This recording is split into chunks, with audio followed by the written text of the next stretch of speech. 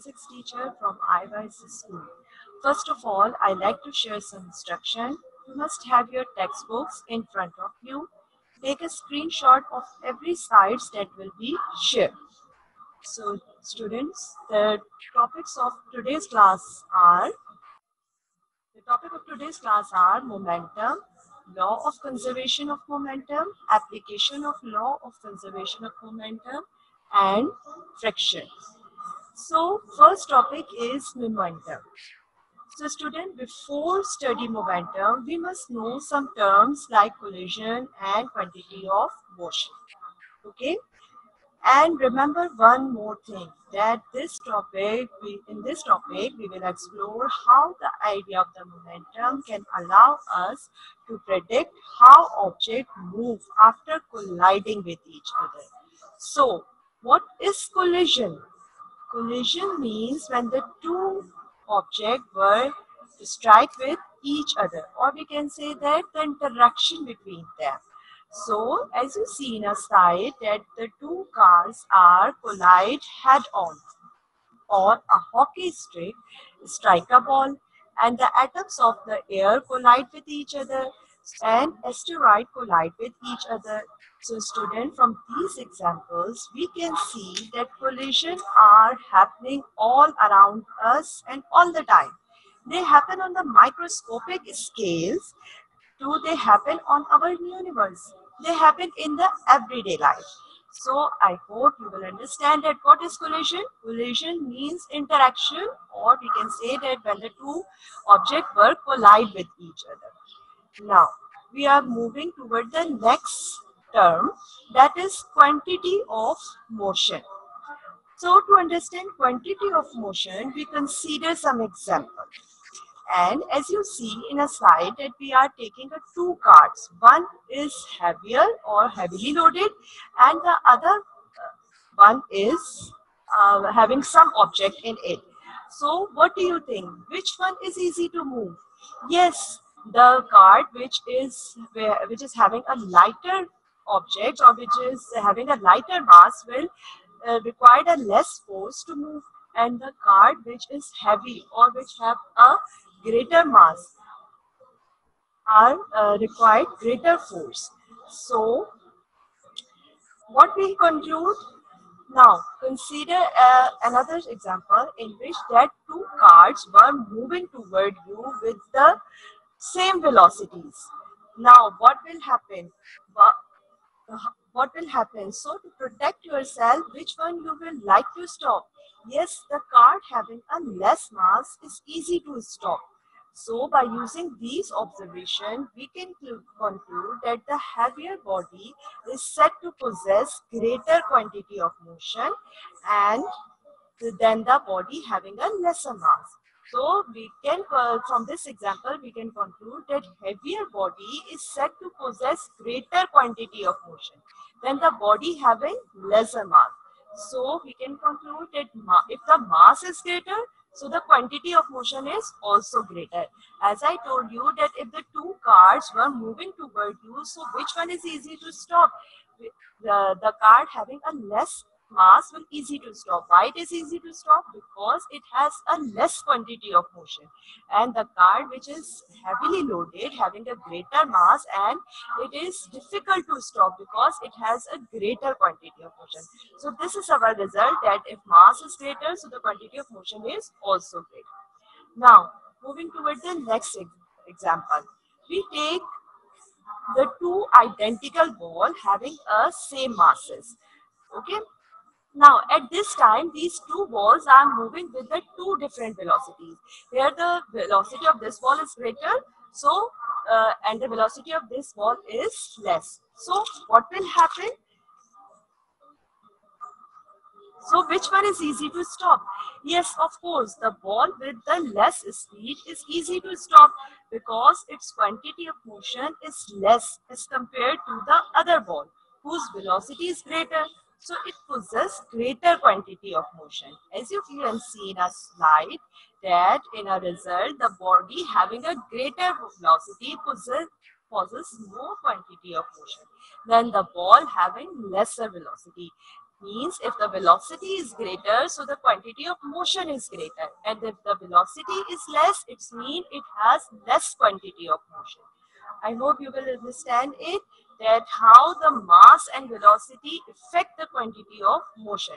And if I summarize the result of the two example, it will become that by increasing the mass, quantity of a motion is also increasing, as we have discussed in the example of the two card. And if the velocity of the object is increasing, so the quantity of motion is also increasing. As we have discussed, when the two identical ball we take and with moving with the velocities, so the quantity of motion is also increased. So we can say that quantity of motion is equals to the momentum, or we can say that quantity of motion means a momentum. Now you are able to understand the definition of a momentum.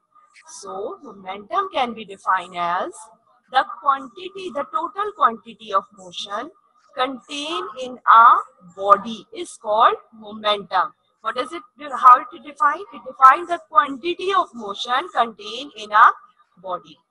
So student, we have discussed it. Quantity of motion depend upon the two things. What are these two things? Mass and velocity. So we can also define momentum as the product of mass and velocity is called momentum. And what do you mean by product? You are very well aware of these terms in a mathematics, that you almost have questions like this, that find the product of the two expression. So here product means multiplication. The product of mass and velocity is called momentum. This is the mathematical definition. Okay, and you can easily understand it by just looking at the formula. In this formula, P represent the momentum, M represent the mass, and V represent the velocity. So as you can say that we are multiplying a mass and velocity. So the second definition momentum is also like this, that the product of mass and velocity is called momentum. Means the multiplication of mass and velocity is called momentum. So it is the mathematical definition of momentum. And it is a formula, P is equals to mv. Remember that P represent the momentum, M represent mass, and P represent velocity. So we are moving forward. Now the unit of momentum. Student, do you remember that whenever we are going to find or derive the unit of any quantity, then what we have to do? We take the formula of that quantity and put the units and replace the quantities by their units. As we have the unit of a mass is kilogram, so we replace m by kg, and we have the unit of velocity is meter per second, so we replace this by meter per second. Now here one thing which you have to remember, that kilogram meter per second square or Newton second, these two units are used as a SI unit of momentum. So student, they are not two different units, they are same. And how they same? Okay, first we have to understand the Newton second. Newton second. So as we know in the previous classes that we have studied that Newton is the collectively form of the fundamental units. And what are these fundamental units? Kilogram meter per second square. This collectively known as Newton, kilogram meter per second square. So we replace Newton by kilogram meter per second square, and we write as for this second. Now, can you see any simplification step? Yes, we have second in the numerator as well as we have a second in the denominator. So they both are cancelled, and we find a 1 second in the denominator. So it will become kilogram meter per second. So now think about it and look it here very carefully, that by placing the unit in the formula, what we get? We get kilogram meter per second. And by replacing the Newton with the fundamental units, what we get? We again get kilogram meter per second. So these two are the same units. So either we said that the unit of momentum is kilogram meter per second, or either we said that the SI unit of momentum is Newton second. They both are same. Okay, so please remember it. Now the nature of the momentum. It is a vector quantity because momentum is in the direction of velocity. Momentum always requires that direction. And what will be the direction of momentum? It is in the direction of the velocity. So we consider it as a vector quantity. Okay. Now, we are moving toward the law of conservation of momentum. So before moving toward the law, we must understand this term, isolated system. And student, remember one more thing. A very simple sentence to understand the isolated system is a system without the external force. Okay. So first I read the definition which is written here. When a number of bodies such that they can exert force upon one another, but no external agency exert force on them. External agency means external force. They are said to constitute an isolated system. I repeat that a system without the external force in which no external force is disturbing the internal system. That is the simple example of isolated system. A system without the disturbance of external force. I hope you will understand that what is isolated system. It is just a term which we have to understand before starting the law of momentum. Okay. Now, the law of conservation of momentum. So conservation means, remember it, that the conservation means remain constant or no change. Okay. Now the statement. The momentum of an isolated system always remain constant or conserved. Means there is a no change in the momentum of the isolated system.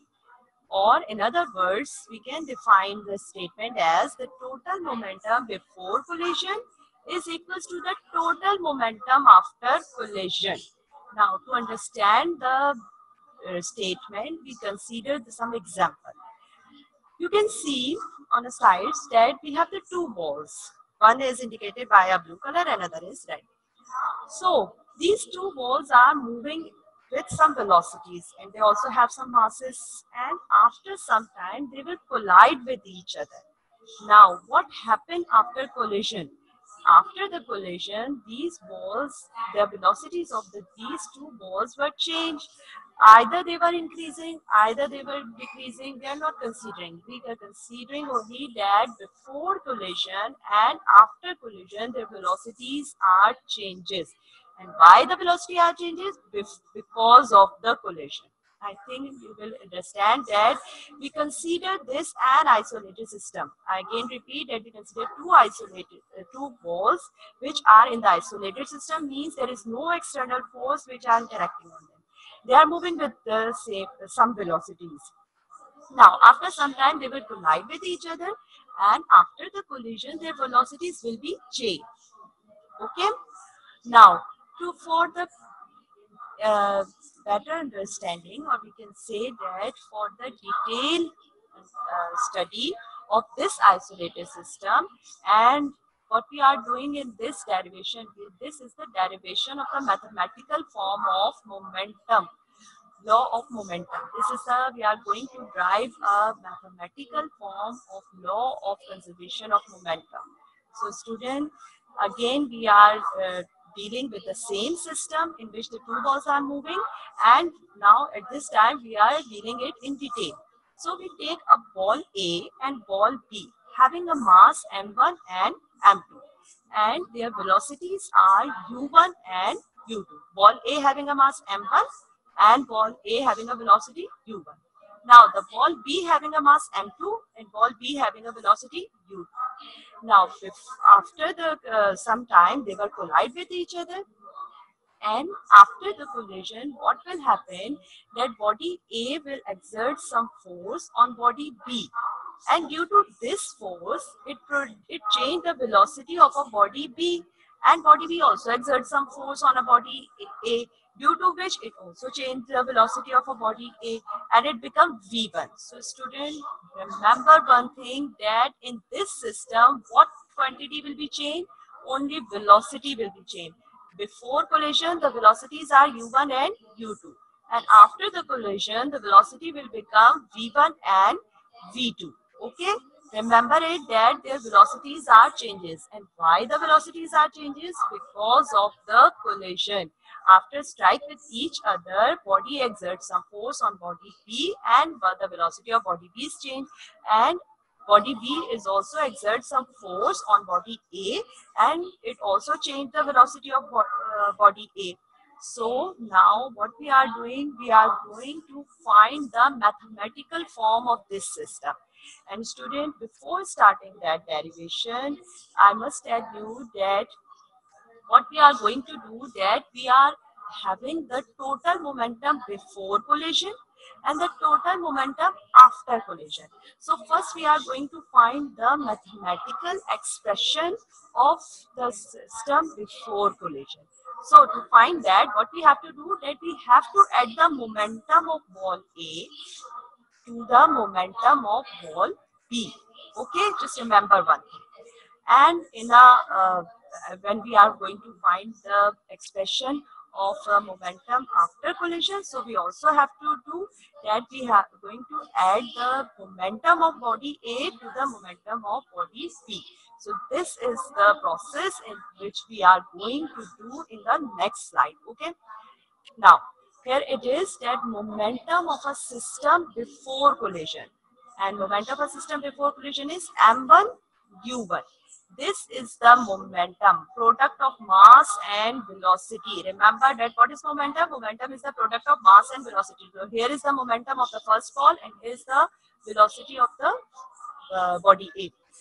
And m1 is the mass of the body A. So this is the momentum of the ball A, and m2 u2 is the momentum of the ball B, and this is the momentum before collision. Remember it, this is the momentum before collision. And why we add it? Because we want to find the total momentum of the system. And now the momentum of the system after collision. After collision, the velocity will be changed, and it will become v1 and v2. So we are going to find the total momentum. So that's why we add the momentum of the first ball to the momentum of the second ball. And now we get this expression. Okay. Now, according to the law of conservation of momentum, so according to the law of conservation of momentum, we said that total momentum of the balls before collision is equals to the total momentum of the ball after collision.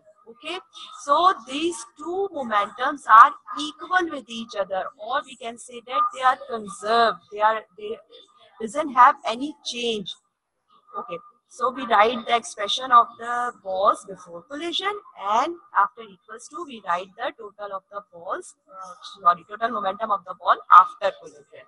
And here the velocity is indicated by u1, u2, and here we represent the velocity v1, v2. And why we take two different variables or alphabets to represent the velocity? Because we remember that in a momentum or in the collision, velocities are changes. So that's why we take two different symbols for the velocity. Okay. Now, this is the mathematical form of the law of conservation of momentum. So, we are moving forward toward the application of the law of conservation of momentum. So, you can see that we take a gun, and in this gun, we have a bullet. Okay. So, when the bullet is inside the gun, the velocity of the bullet and gun is zero. But when the loaded bullet is fired with a high velocity, it makes the gun to move backward.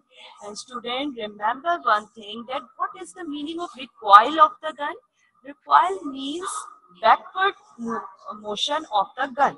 Okay, I hope you will understand what's the meaning of recoil of the gun, the backward motion of the gun.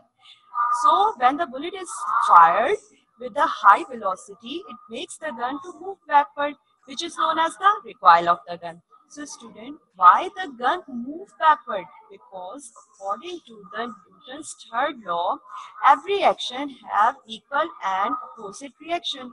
So the bullet is moving forward is an action, and the gun recoil in opposite direction is a reaction with some velocity. But the total momentum of the system before or after firing a bullet is remains same. I hope it will understand you, and it will again discuss in the numericals, and that will give you the clear explanation of that momentum, that how the momentum of the system after firing and before firing will remain same. We will discuss it in a inshallah in a numerical. Okay, now we take then other example. When a balloon is blown up and release, it flies around the room. During the flight, air escape in one direction while it moves in the opposite direction. As you can see by the arrows that inside the balloon, the arrows show the air pressure and it release from that small opening, and this is the air is released from the balloon and it is the action, and in this response of in the response of this action balloons move in the opposite direction, and which is according to the Newton's third law. So the total momentum of the balloon before air escaping and after air escaping is remains same. Okay, I hope you will understand. And if you are keenly look at the arrows, it will give you the clear information that air are releasing from this opening, and that air pressure is the air is the action, and in response of this action we get a balloons moves in the opposite direction. So this is the reaction. Okay. Now we are moving towards the next topic. Now the next topic is about the friction. So student, in your previous classes or in your classes, you will study about the friction. So what is friction? Friction is an opposing force, means it produces resistance in a motion. Okay. So the definition of friction is the force that produce resistance. Resistance means produce hurdle against relative motion between the two surfaces is called friction. Always remember that friction is always in the opposite direction. As you can see in a diagram that the motion of the box is on the right side and the friction is show that arrow which is on the left side. So they both are in opposite in direction. And friction is always exerted when the two forces are in contact. So what are the two forces here? One is the surface of the box and other is the horizontal surface with surface. Okay. Now we are moving toward the factors on which the friction depend. So friction is depend upon the nature of the surfaces.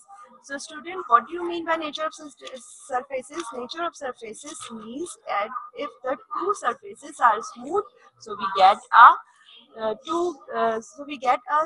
less friction, and if the two surfaces are rough, so we get a more friction. So in this way, we can say that nature of the surface in contact. Friction will depend upon the nature of the surfaces in contact. If the surfaces are rough, so it causes a greater friction, and if the surfaces are smooth, so it causes a less friction. Now, the magnitude of the weight of the block. Magnitude means quantity of the weight of the blocks. If the now to understand it, we consider that two bricks are on a table and they both have two different weights. So, which one is easy to move? Yes, obviously the heavier one, the lighter one will easy to move. And why it is easy to move? Because of the friction. Friction is depend upon the force with which the two surfaces are pressed together. If the two surfaces are pressed harder, the friction will be more. And if the two surfaces is pressed lighter, the friction will be less. So we can say that it depends upon the magnitude of the weight of the block. So we can say that always remember, I repeat it, you have to remember it, that if the two surfaces are pressed harder, means if the weight are greater, the friction will be more. And if the two surfaces is pressed lighter, means if we have any object which having a lighter weight, so the friction will be less. Okay, I hope these factors will help you to understand it. These examples will help you to understand the factors on which the friction depend. Now, the mathematical form of the friction. We represent friction by a letter Fs, and this is directly proportional to the total weight pressing a block against a table or the normal reaction R. So what is the normal reaction? Normal reaction is the reaction of the surface which is acting upward. So friction is directly proportional to that normal reaction. And you know that whenever we have discussed it, that whenever we replace the directly proportional sign to the equals to sign, we have to apply a constant. And here the constant is called the coefficient of friction. And to find the value of this coefficient, how we write it? We remain it on that side and moving that quantity R, that is called a normal reaction, on the left hand side, and as you can say that it will multiply with the constant, so by shifting it toward the right hand side, it will divide to the friction Fs. Okay, so this is called the equation 1. As normal reaction is equals to the weight. As I told you that normal reaction is equal to the weight, at how much I told you that if the two surfaces press, it is depend upon that how harder the friction is produced. So we replace our normal reaction by its weight, mg. Means if the weight is greater, normal reaction is greater. If the weight is less, normal reaction is less. So it means it is equal to the weight. So putting this value in equation 1, and what we get, mu is equals to Fs divided by mg. We just place the value of R, we just replace R by mg.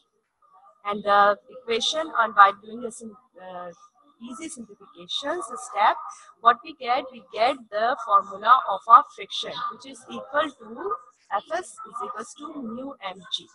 Okay, so this is the mathematical form of a friction. Now student, can you tell me what is the unit of a friction? Yes, the unit of the friction, as I told you that friction is the force, so it also have a unit just as a force, that is Newton. Limiting friction. Definition of the limiting frictions are the maximum force of friction that just stop the body from sliding or moving is called a limiting friction. Means when force of friction is at its maximum strength and it is happened just before an object moves. So the maximum value of the force of friction just starting the object to move, before starting the object to move. So it is called a limiting friction. Okay. Now the types of friction. We have three types of friction: static friction, kinetic friction, rolling friction. So we will discuss one by one all these types of friction. Okay, so the first one is static friction. So student, the definition of static friction is the resisting force between the two surfaces before the motion starts is called static friction. For example, an object is at rest and experiences static friction. As you can see in a diagram that we have in a picture, that we have so many objects which are at rest. So it's mean that they are existing, why they stop in that surface? Because of the static friction. Okay, and when we applied a very less force on these objects, they will not move, but after some time, as we increase the force, they will start to move. Now what will happen when they start to move? When the object is start moving, so it is the point where the static friction end and sliding friction is begin. Okay, I repeat, when the object is start moving, so it is the point where static friction end and the sliding friction is begin, or we can say that the kinetic friction is begin. They both are same. So how we define kinetic friction? The friction during the motion is called kinetic friction. And how we define sliding friction? The frictions occur when when two solid surfaces are slide with each other. So it is the definition of friction, rolling friction. When out of the two surfaces, one surface is in a round shape, then the rolling friction is occurred there.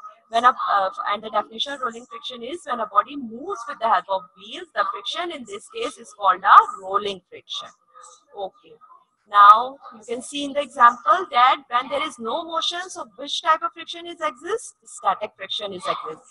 And when the motion is start and the two surfaces are sliding over each other, then which type of friction is exists there? There is a sliding friction. And one object is rolling on the other surface. So which type of friction is existed there? It is a rolling friction. Okay. Now, advantages of friction. Without friction between the feet and the ground, it will not possible to walk. It is very obvious. The treading on the tile is done to provide friction. You can also observe from the everyday life. The absence of the friction, the brake of a motor car cannot work. Okay, I hope this is very simple. Disadvantages of friction. Due to friction, heat is produced, which is cause burning. When you rub your hand, you feel it that heat is produced. Okay, the large amount of energy is wasted due to it. And friction leads to wear and tear on moving part of the machine. It is also very obvious when there is the greater amount of friction, the wear and tear will be happen. You can also observe from the everyday life data. We sometimes we have a wear or tear sole of the shoes and things like that. Okay, so we are moving toward the next slide, that is method of reducing friction. The various part of the machine which are moving over one another properly lubricated. How we lubricate it? By using some oils. In a machine, the sliding of various parts is usually replaced by rolling, and this is done by the ball bearing. Now here we have to explain that what is ball bearing. You can see in the diagram, the picture showed that ball bearing are hollow circular devices containing a small metal ball which is fitted around the moving part of a machine like an axle. The ball bearing reduce friction by converting sliding friction into rolling friction. Remember student that it reduce ball bearing reduce sliding friction convert sliding friction into rolling friction. Okay, now we are sharing a home task. So take a screenshot of this home task. There are 4 questions which you have to do in your fair copies. So question number 1 is define the following terms with formula, unit and nature. It is given in the slides number 5, 6, 12, 13 and 14. And question number 2 is state and drive the law of conservation of momentum with examples. You also find in the slide number 8, 9, 10, 11 and you also take help from the book. Define types of the friction. The definitions of friction is also present in the slide and it is also in a book. Write advantages and disadvantages of friction and give 3 methods of reducing friction. So it also given in the slide and I hope you will understand it and take a screenshot of this home task so it will be helpful for you. Allah Hafiz from my side.